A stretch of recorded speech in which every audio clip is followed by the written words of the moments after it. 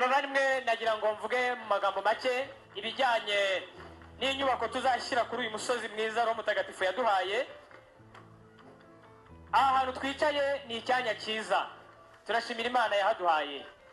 Umutambagiro urakomeza ariko abandi turatuza kugira ngo twumve.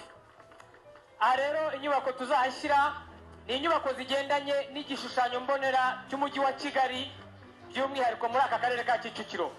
Niba mwatereye amaso mwagiye mureba inyubako zihari hirya no hino zidukikije, ntabwo ari twe tuzasigara inyuma. Rero natwe tuzashyira inyubako ziberanye n'uyu mujyi wa Kigali.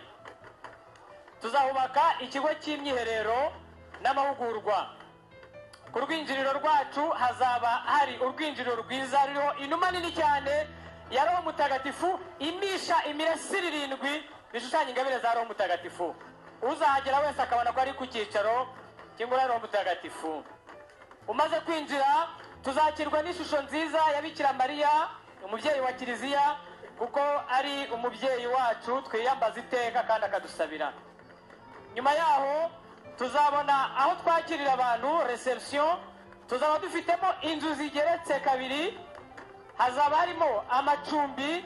Abazaturuka hirya no hino bashaka kwihererera hano bagashobora kwiherera. Abazaza bashaka kwambara igihe kinini bakora inzira y'umusaraba. Inzira y'umusaraba izaba izengurutse ikoze na clôture, azaba ari inzira y'umusaraba. Abageze ku ngoro ya Yezu nyiri mu Kabuga mwabonye uko akoze. Hanyuma tuzaba dufitemo jardin, ubusitani bwo kuruhukiramo.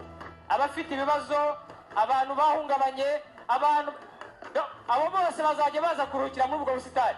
Tuzagiramo agastade gatoya ariko akakira abantu benshi birumvikana. Tuzaba dufitemo za chapelle zigira muri 2, chapelle y'ishengerera rihoraho, chapelle izajya yifashishwa n'abatuye muri aka gace ndetse n'abayobozi b'amakoraniro ya hano bakazajya bahifashisha. Ni ukuvuga ngo azaba ari ikigo cyo kuruhukiramo. Nagira ngo rero nongere shishikaze buri wese ubwo tugiye gutangira kubaka, uwo bazagera bamubwira bati tanga itafari ryawe ntazigande. Yeza kuzwe rero Mutagatifu amashyi.